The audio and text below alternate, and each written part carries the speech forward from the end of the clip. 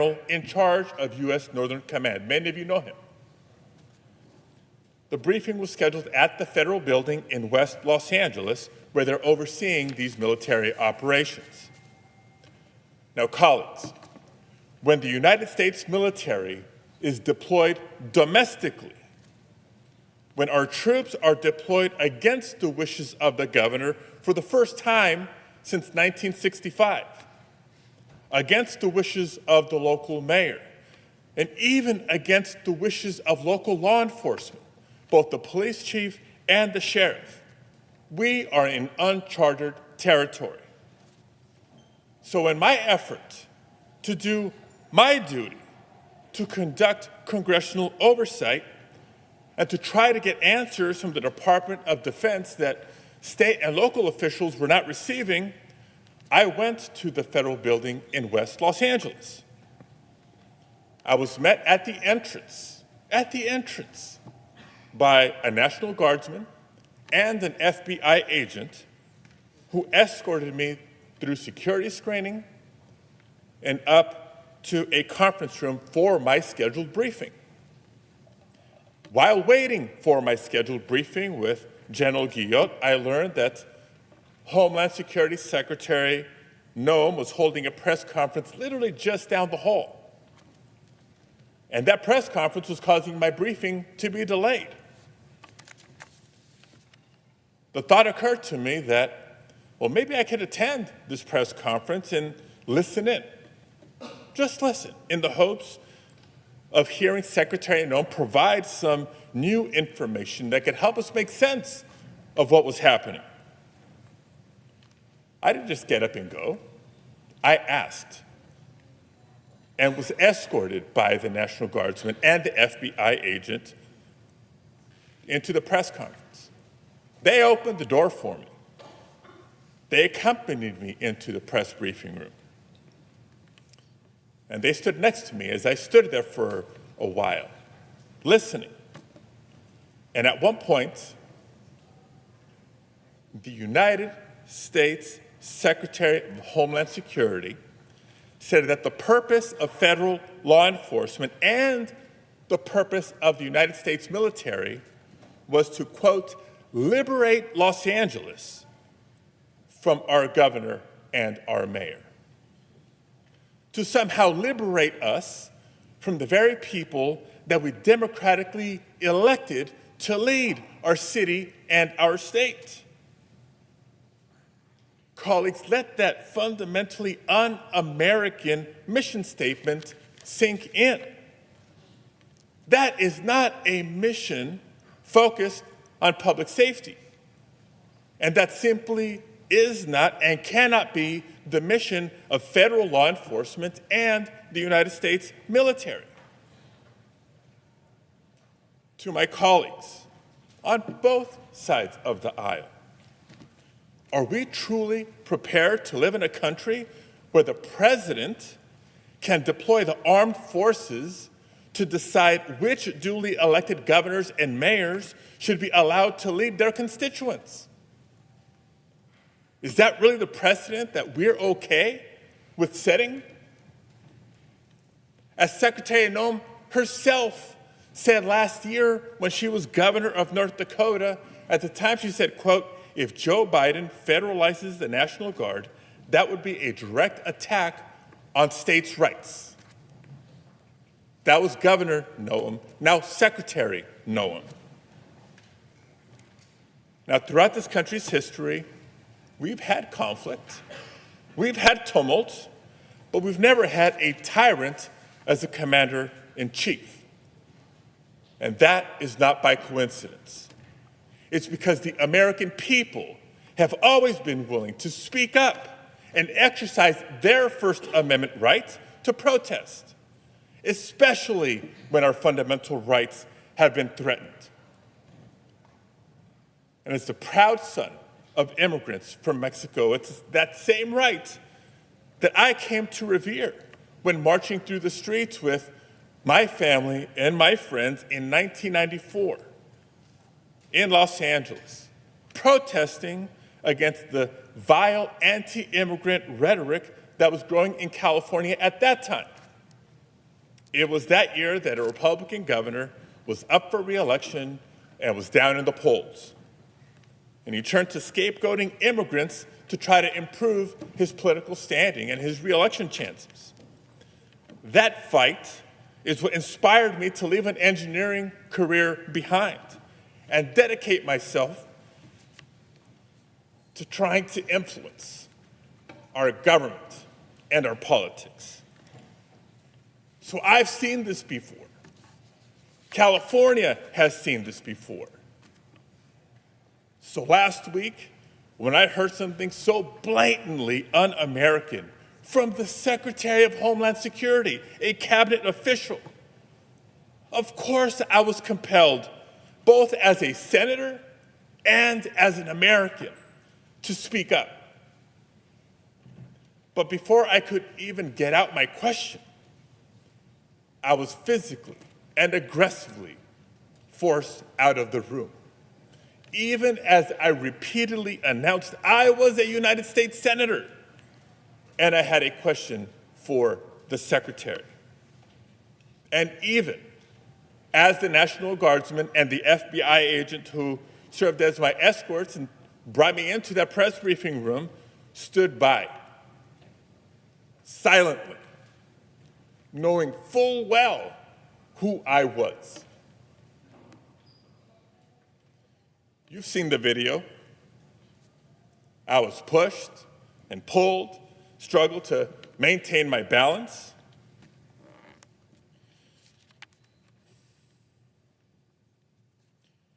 I was forced to the ground, first on my knees, and then flat on my chest. And as I was handcuffed and marched down a hallway, repeatedly asking, why am I being detained? Not once did they tell me why. I pray you never have a moment like this. But I will tell you, in that moment, a lot of questions came to my mind. First of all, where are they taking me? Because I know I'm not just being escorted out of the building. Am I being arrested here? And what will a city already on edge from being militarized think when they see their United States Senator being handcuffed just for trying to ask a question? And what will my wife think? What will our boys think? And I also remember asking myself, if this aggressive escalation is the result of someone speaking up against the abuses and overreach of the Trump administration, was it really worth it?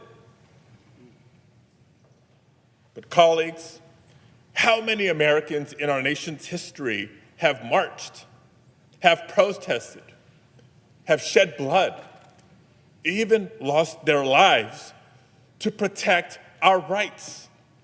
How many Americans have served in wars overseas to protect our freedoms here at home? And how many Americans in the year 2025 see a vindictive president on a tour of retribution, unrestrained by the majority of this separate and co-equal branch of government, and wonder if it's worth it to stand up or to speak out? If a United States senator becomes too afraid to speak up, how can we expect any other American to do the same? And colleagues, you know me. I can't think of a person who would describe me as a flamethrower. I try to be respectful. I try to be considerate to every member of this body, regardless of our political differences. And so I do want to take a moment to thank all of my colleagues on both sides of the aisle who have reached out to share your messages of support, whether they were public sides of the aisle or many in private. Trust me, they mean the world to me, and I know they mean the world to my family. But if you watched what unfolded last week and thought what happened is just about one politician and one press conference, you're missing the point. If that is what the administration is willing to do to a United States senator for having the authority to simply ask a question, imagine what they'll do to any American who dares to speak up. If what you saw happen can happen when the cameras are on, imagine not only what can happen, but what is happening in so many places where there are no cameras. Colleagues, this isn't about me. In fact, it's not just about immigrant communities or even just the state of California. It's about every single American who values their constitutional rights. It's about anyone who's ever exercised their First Amendment rights, or anyone who's ever disagreed with a president, or anyone who simply values our democracy and wants to keep it. Now, the president will tell you that this is just about undocumented immigrants, about law and order, and about targeting dangerous, violent criminals. If it was just about targeting dangerous, violent criminals, there would be no disagreement, there would be no debate. But we know differently. We don't think, we know differently. Public data released by the administration shows that the majority of immigrants currently in ICE custody have no prior criminal conviction. And new reporting shows that less than 10% of immigrants taken into ICE custody since October have no serious criminal convictions. Less than 10%. But a couple of weeks ago, it seemed that Donald Trump was at the lowest point of his presidency so far. He was drowning in a week of terrible headlines. The American people were finally waking up to the realities of the budget reconciliation bill that will cut health care, nutrition assistance, and good-paying, clean energy jobs while reducing the tax burden on billionaires. He was losing his tariff wars as the costs for everyday goods were continuing to rise. His promises to end Russia's invasion of Ukraine were falling flat, and he'd been handed loss after loss in federal court. He even had a very public breakup with Elon Musk. And I mention this only because we know what happens when the headlines turn on Donald Trump. When Donald Trump is having a bad week, he turns to the same tired playbook he always has. When in doubt, scapegoat immigrants and manufacture a crisis to distract the media from what's going on. That's the reason ICE raids ramped up in California. And when Californians took to the streets to peacefully protest, he bypassed the governor and federalized the National Guard. And even with their presence over a couple of days as things began to settle, he escalated even further by sending in the Marines. He wants the spectacle, not just to distract, but to justify his undemocratic crackdowns and his authoritarian power grabs. That's the reason why, even though the vast majority of protests have remained peaceful, what a weekend. That notwithstanding, the president, the vice president, and their allies have continued to call all the protesters out there insurrectionists. Yes, this is the same man who provoked an actual insurrection at our Capitol on January 6th. The same man who incited a violent mob carrying Confederate flags against Congress, the same man who then pardoned the convicted felons who assaulted our brave Capitol police officers. Donald Trump is continuing to test the boundaries of his power, and he's surrounded himself with yes men and underqualified attack dogs, from the DHS secretary to the FBI director to the Secretary of Defense, who will rubber stamp every anti-democratic step he takes. This administration's officials, and maybe not all, but many Republicans in Congress, may choose not to do their job, but they cannot stop me from doing mine. And I refuse to let immigrants be political pawns on his path towards fascism. Again, if you really think this is just about immigrants and immigration, it's time to wake up. What's happening is not just a threat to California, it's a threat to everyone in every state. If Donald Trump can bypass the governor and activate the National Guard to put down protests on immigrant rights, he can do it to suppress your rights too.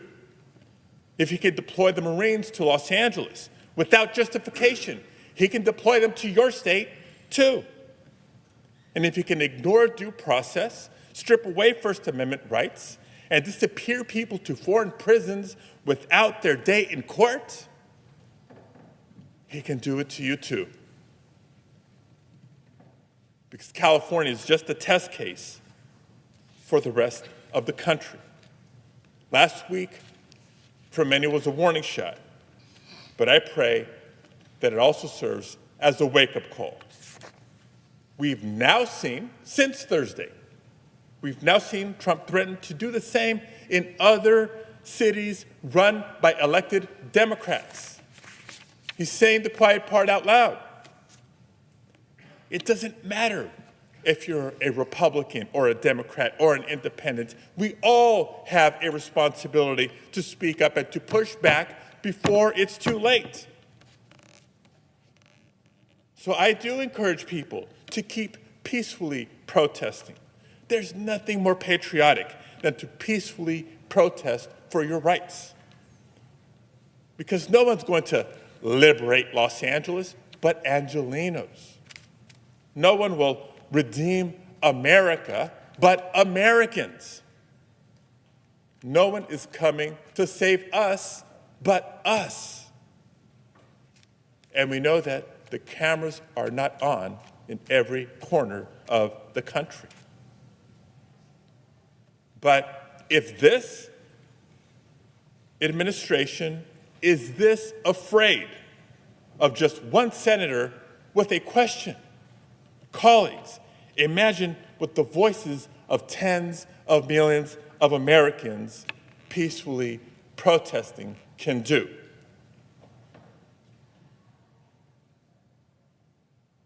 I thank you all for being here to hear me, and I thank you, Mr. President.